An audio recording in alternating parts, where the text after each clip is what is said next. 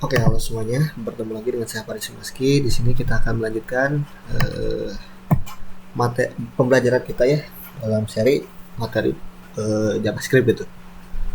Nah, kemarin kita pada sebelumnya kita telah mempelajari bagaimana cara kita menuliskan suatu variabel pada JavaScript ya, bagaimana menggunakan const, var, lab, dan lain sebagainya ya. Nah, untuk saat ini kita akan mempelajari yang namanya itu tipe data. Nah, ini adalah salah satu hal yang penting untuk dipelajari karena salah satu fundamental juga ya untuk tipe data ini. Oke. Tipe data. Sorry. Oke. Oke, tipe data di JavaScript umumnya itu ada string. String itu adalah tipe data ya seperti yang kita ketahui berbagai macam karakter lah ya yang ditandai dengan adanya tanda kutip seperti ini. Itu bagaimana cara penulisannya di JavaScript. Oke, kita kasih const name. Kita pakai bahasa Inggris aja ya. Baris. Oke, kita console log apa namanya nih. Oke, kita perbesar dulu ya biar jelas. Kita bisa konsol lagi untuk mengecek apa tipe data dari name itu apa gitu. Nah, seperti ini type of name. Oke, di sini muncul baris, ini string. Oke, selanjutnya ada tipe data number const, misalkan age. Nah, number itu ya seperti ketahui angka ya. Nah, number ini sebenarnya ada dua ya, ada number, ada begin. Nah, biasanya itu bedanya itu dari berapa banyak number yang kita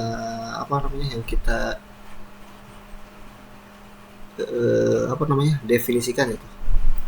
Berapa nilai yang diberikan pada suatu variabel tersebut itu. Itu biasanya bikin itu untuk nominalnya yang besar-besar gitu. Sedangkan untuk number ini tidak terlalu besar, tapi cukup lah untuk menangani hal-hal yang kayak age, umur yang seperti ini 10, 20, 50, 100 gitu. Atau 1.000.000 masih oke lah gitu. Tapi kalau udah miliaran lebih baik menggunakan begini. Oke, kita console.log age, lalu console.log juga sama seperti yang di atas, type of age. Oke, itu save. Oke, ada ya number. Nah, ini 10 gitu. Oke, apa lagi ya? Oh, ini boolean. Boolean itu dia misalkan is search is choose misalkan ya, dipilih atau tidak. Nah, tipe data boolean ini dia hanya boleh atau hanya memiliki dua nilai, yaitu true or false saja. Jadi hanya dua itu nih, nggak bisa tuh dia pengen betul atau salah gitu, nggak bisa. Dia hanya boleh menerima dua nilai gitu ya, true or false itu gitu. Jadi salah satunya gitu, dia mau true, oke, true. Dia mau false ya false. Kita coba ya, console.log is choose. Oke, kita console.log type of apa tadi namanya is choose. Oke, boolean true. Jika kita rubah jadi false, ya tentu akan berubah menjadi false. Lalu selanjutnya ada tipe data array. Nah, sebenarnya yang unik itu tipe data array ini dia termasuk ke dalam tipe data objek ya. Kita buktikan, misalkan const fruits, kita kasih mango, apa lagi ya? Nah, ini ada ini ya. Kita console.log fruits, and then kita console.log, kita pengen pembuktian ya tipe datanya itu apa sih, array gitu. Nah, oke. Nah, tipe datanya dia objek ya. Tapi dia nilainya tuh array gitu. Tapi dia masuk ke objek gitu. Itu spesial ya di JavaScript itu. Ya, itulah yang bikin saya itu cinta kepada JavaScript itu ya. Memusingkan tapi ya worth it lah untuk belajar JavaScript karena bisa menangani klien saya dan server saya begitu. Bahkan mobile pun sekali. Bahkan mobile sekalipun bisa gitu ditangani oleh satu bahasa ini gitu JavaScript walaupun menggunakan teknologi yang berbeda atau framework yang berbeda gitu. Oke.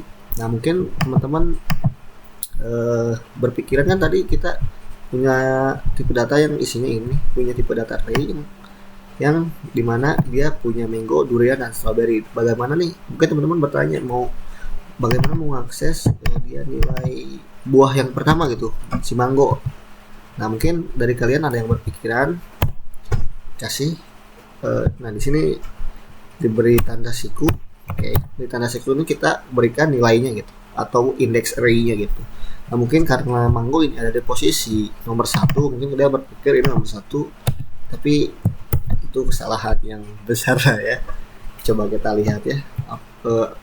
Kenapa sih dibilang kesalahan? Nah, dia yang ambilnya durian gitu. Karena ini perlu dicatat ya. Karena array itu indeks array itu selalu dimulai dari 0. Selalu dimulai dari 0. Nah, jadi dia cara berhitungnya seperti ini. 0 maksud saya 0, 1, 2. Oke. Tapi dia punya 3 value gitu. Tapi cara berhitungnya bedanya dia dimulai dari angka 0 gitu. Coba kita ganti 0 dan oke. Tunggu ya. Sudah benar. Dan ada satu fungsi lagi untuk mengetahui berapa banyak nilai yang ada pada variabel tersebut itu. Misalkan panjang array-nya kita mau tahu berapa nih. Misalkan dari proses ini kan dia kelihatan nih kalau sekarang karena ada 3 data, tapi kedepannya mungkin ada ribuan data. Nah, kita ingin mengecek ada berapa ribu sih data yang ada di array tersebut gitu. Misalkan kita fruits.rank. Oke, and then lihat ada 3 ya. Nah, itu. Sekarang kita masuk ke tipe data objek. Oke. Misalkan cons person. Objek itu bukan sih sebenarnya, dari blueprint objek itu tersendiri nih. Misalkan manusia nih. Nah, di manusia itu dia punya properti dong. Misalkan nama. Oke. Atau human atau apalah person itu, misalkan nama. Saya mau kasih nama yang agak cantik gitu. Biar apa ya? Biar enak, gak bosen itu nama saya terus. Kasih angel line. Nah, yang di sini itu di sebelah kiri tanda titik 2 dia disebutnya key. Oke. Sedangkan di sebelah kanan dia ini adalah value atau nilai. Oke. Misalkan age, dia lagi 19 tahun. Hobinya banyak nih, misalkan makan, tidur, apa lagi ya? Berenang lah ya. Kita console.log person. Oke. Nah, dia bedanya dengan array. Array itu tandanya itu pakai kurung siku ya. Sedangkan kalau kalau objek itu dia pakai bracket seperti ini kurungnya. Nah, dia seperti ini bentuknya. Dia punya ada name, ada hobi, ada age, ada umur ya. Oke, ini ganti aja name ya. Mungkin kalian inisiatif gitu, pengen nampilin namanya gitu. Mungkin karena approach itu dia tipe datanya termasuk tipe data objek array ini, maksud saya tipe data array ini termasuk tipe data objek. Mungkin kalian berpikir ini cara untuk memanggil properti atau key si name itu sama dengan kayak yang di atas, kayak yang sebelumnya gitu, menggunakan indexing. Oke, seperti ini.